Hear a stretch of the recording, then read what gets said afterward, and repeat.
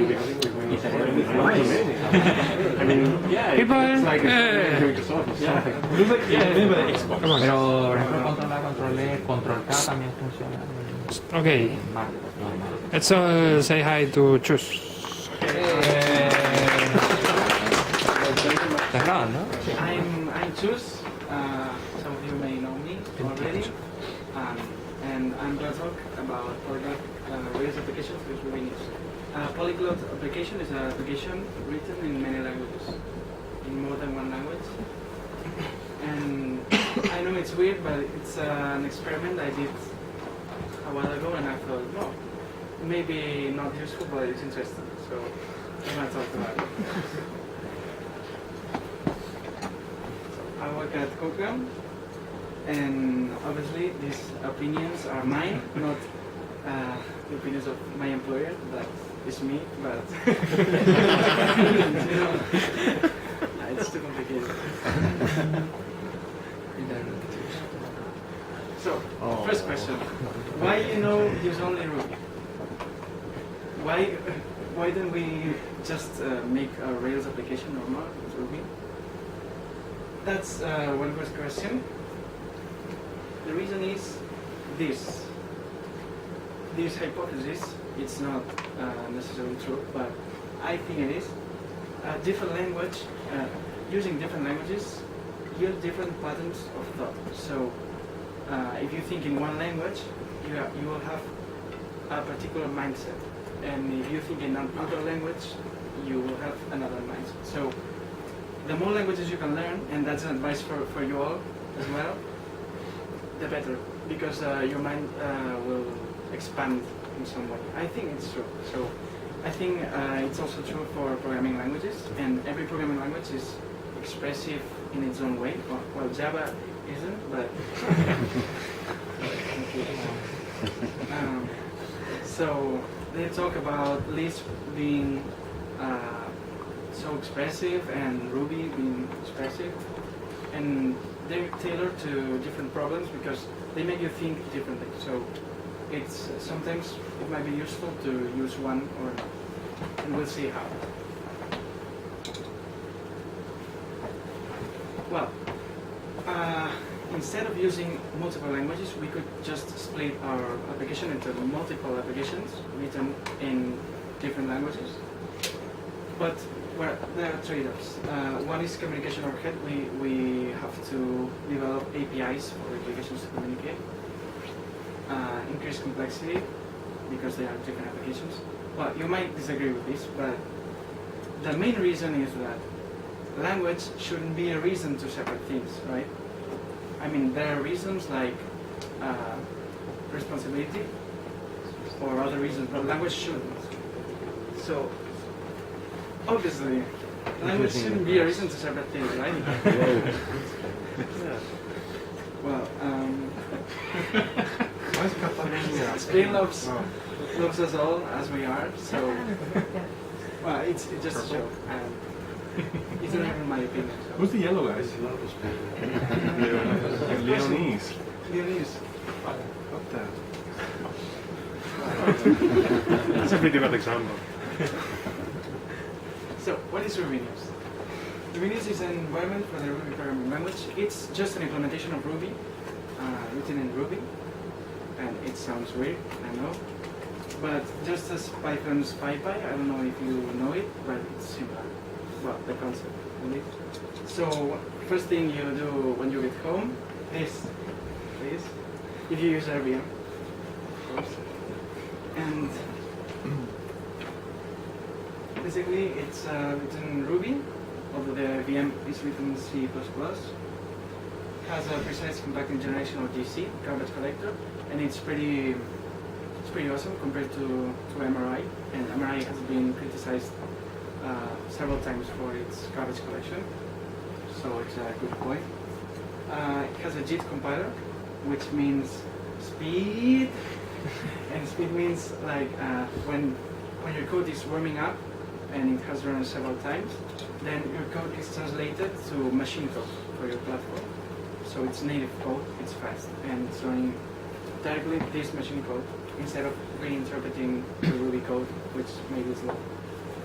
has a compatible CAPI for those of you concerned with this, but well, we all should be because there are still so many gems that use C extensions, so we sort of depend on those.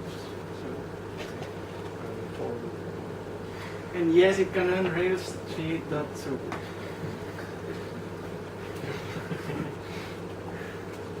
So, what is NoScript? NoScript is a language I wrote, I'm writing, and it's an object-oriented classless language running on the Rubinius VM because it's also a very interesting platform to develop your own language. So, you can write everything in Ruby, so it's very easy for those like me that only know Ruby practically and a bit of JavaScript. Well, it looks like this.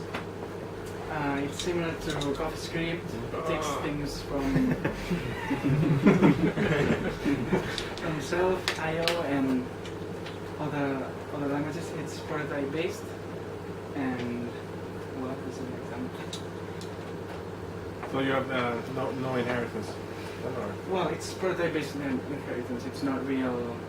Well, I think it's pretty much real, but it's not like classic inheritance. And you can see an example. In fact, it looks too much like CoffeeScript. No, interesting thing is that by forcing the use of parentheses, you can make identifiers with white space. And I thought, well, let's try it. I don't know if anyone would use that. Awesome fool. But I don't like underscores, so it's good for So me. you're not using indentations for structure, no? No. Well, that's already better than CoffeeScript. Yeah, I guess it is. It gets really weird when you mess up the indentation. And I thought to reuse code, I thought whether to use mixins or traits. I read about traits in the paper of Self, the implementation of Self, the Self language. And I thought, well, let's try to implement traits. It's basically, traits are like mixins, like Ruby mixins, but they conflict with each other when they implement the same method. So you cannot just mix in the two mixins and just like that. If they conflict, you must resolve the conflict by explicitly defining the method in the host object that will include those mixins. So this is an example of color and shape, and the method equals. Two things are equal if the color is equal, and two things are equal if the shape is equal.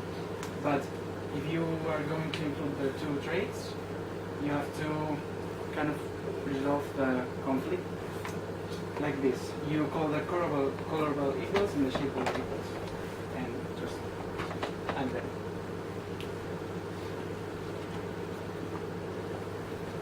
Okay, the good thing is that it compiles down to Rubinius bytecode. It's a great platform to develop your language.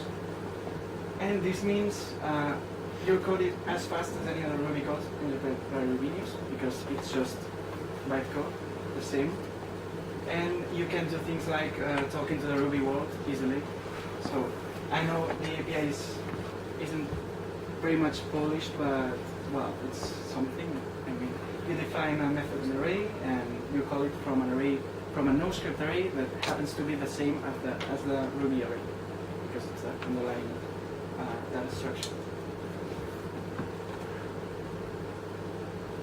So here's a Rails application, and the thing is, I wanted to show you should spot the differences between a normal Rails application, and I bet they're already marked there, so you will see that. The model is written in my language, and well, to do that, I had to write an initializer that just requires, in my own kind of required, the file.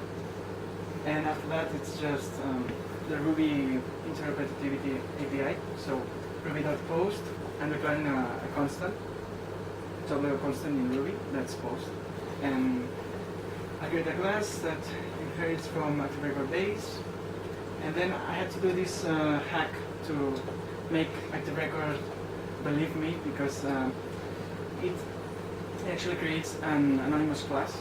So active record didn't like that. So I had to fix it by setting the table name, and well, a validation and a method just to show the thing. And for that, I'm going to actually try it. Please speak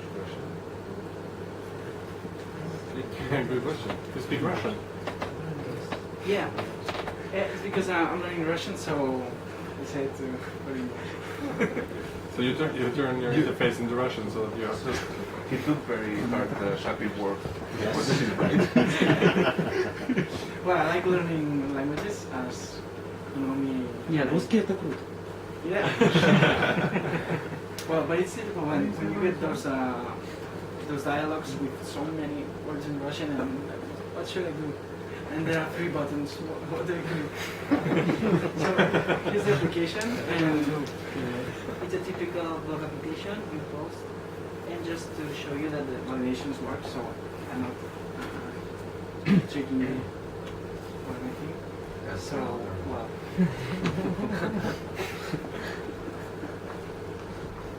And just to prove that the code is as fast as in Rubinius, it's just the same set of instructions compiling and local variable segment and an addition.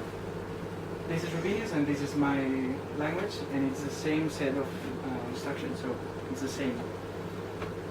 And well, so performance is not an excuse to not to write applications in multiple languages. There might be other excuses, but this isn't.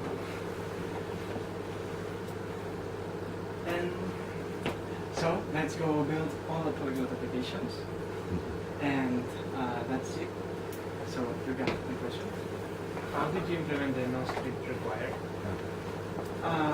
It's interesting. It's pretty simple. I can show you. If you want. Are you using a parser, or did you write it yourself? I'm using I'm parsing it with Rack, the library with Ruby, the typical parser, and I've been told to rewrite it in PEG, parsing expression grammars, the new trend, but I don't know. I just might. I mean, there's a couple of other options. You have Antler, and you can generate it and run it on the JVM as well. Oh, that'd be nice. And also it's maybe. recursive just in faster. Or I dropped them because I didn't to copy it. I ended up using Ragel. Yeah, I used but Ragel. it's a Lexer more than Yeah, a so because parser. but for compiler it's perfect because it's a finite state machine.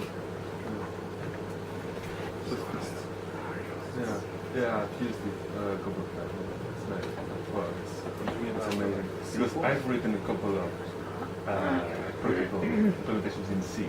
It's a doing jam. my own parsing. Yeah. And, So you can and then I jam started using stuff. Ragel and it really No, okay, so I don't By really hand in C. know. yeah.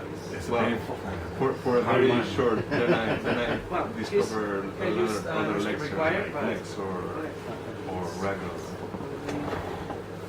Oh, because you're also writing some of the language itself on no script.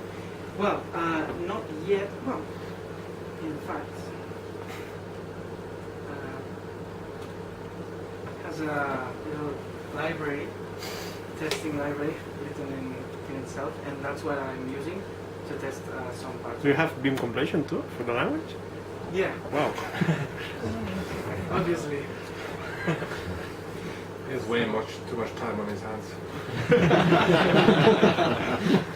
So basically, it's this. It's taken also from the Rubinius. I've been reusing a lot the Rubinius compiler chain because it's really easy. So basically, this compiles the file, and it creates those annoying NSC files in the folder. But I should take care of that. So, well, it's really easy, although it looks complicated, but it's easy. And I had to do some nasty hacks to fix the paths to load the stuff, but it's just I'm too dumb for now. So, well, and I don't know.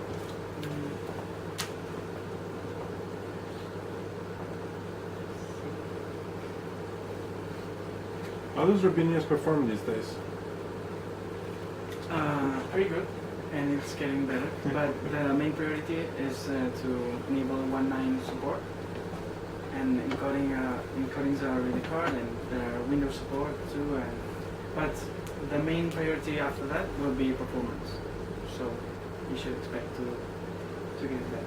You already removed the chip, right? I mean, Yeah, it's slow. in heads that's used now in Travis, and well, if you do RVM install RVX, you get the head, so you get full concurrency for your applications.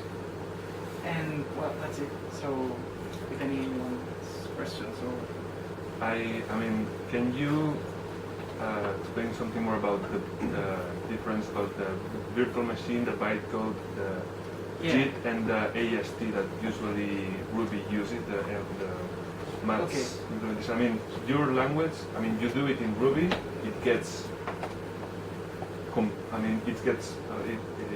run a parser through it, then you translate that to bytecode, and that bytecode goes to the RVM, to the Ruby. well, pretty much. I parse the thing, and I even reuse some AST nodes from Rubinius, like string literal or stuff like that. But you have to work in terms of AST, right? Yeah, I mean, yeah. when you implement your language, you're using the AST, and then that gets translated to the bytecode of the. Yeah, I'll show you an Rubinius. example. How it's done. It's really easy. I mean, is it that easy to implement the language with Yeah. this? I mean, should I try it? It's really easy. You should try it. No, So- no more. So the SD, as you see, I reuse the fixed on, true, false. Those nodes are directly from Rubinius, so I haven't got to write those. But for example, function literal, that's mine. Just how I define function literals, and just its arguments, body, and then gets compiled. To this. So, well, this one is especially complex, but really, for example, it's simple. It reads over all the members of the array, then calls in the generator, that's the opcode, make array with the size, and it makes an array, a Rubinius array, probably, so it's the same. And well, just implementing all these nodes, and you just get a language for free. Practically, you don't have to worry about memory management or anything like that. So I hope you all try it sometime. It's really easy and it's fun. And using a virtual machine, I mean, I think there was this project that the Perl switched to, that it was a virtual machine. How is it called? Parrot. No, Parrot is for Perl. Underlying, they were using a very famous bytecode compiler. LLVM. LLVM, yeah. Why don't you use LLVM bytecode? I mean, Well, LLVM is precisely what Rubinius uses to JIT compile the okay. stuff. So while it's running, when it warms up, it passes it a method, for example, to LLVM with a lot of profiling information, like how many times has it been called with what arguments and stuff. And then it compiles down to machine code. LLVM is what it does. It compiles directly to your platform. So it's very fast. And in terms of... could you use, I mean, LLVM uses a bytecode or not? LLVM takes it has an API, like for example C++. You can create objects in LLVM, like create an object or a function or whatever. Then it compiles to native code for your platform. It's like compiler, but way low level. So. Seems interesting. Do you have anything in production using it? No, I actually wanted to put it in engine yard because they have this Rubinius alpha program. I had some trouble because it's very alpha, the 1.9 support, and my language needs 1.9. So, well, I don't know how it performs, but essentially the methods, the no-script methods are the same than Ruby methods. So same. Just you express yourself in another way, different. And obviously there are many more languages implemented in Rubinius, so you can try using, I don't know,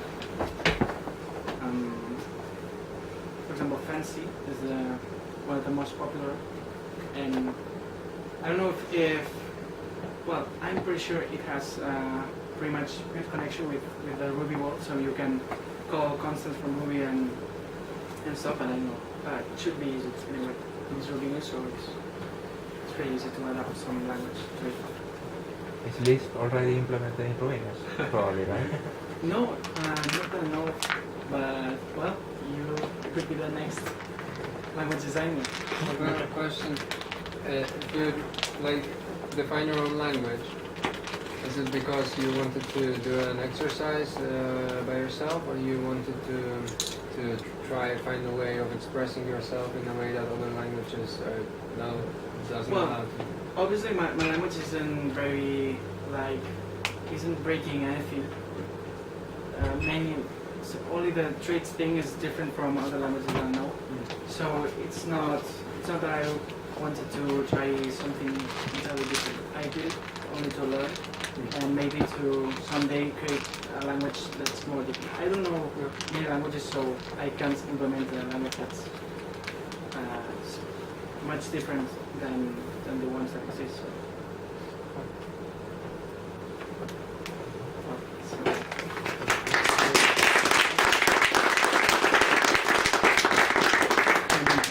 Next is okay.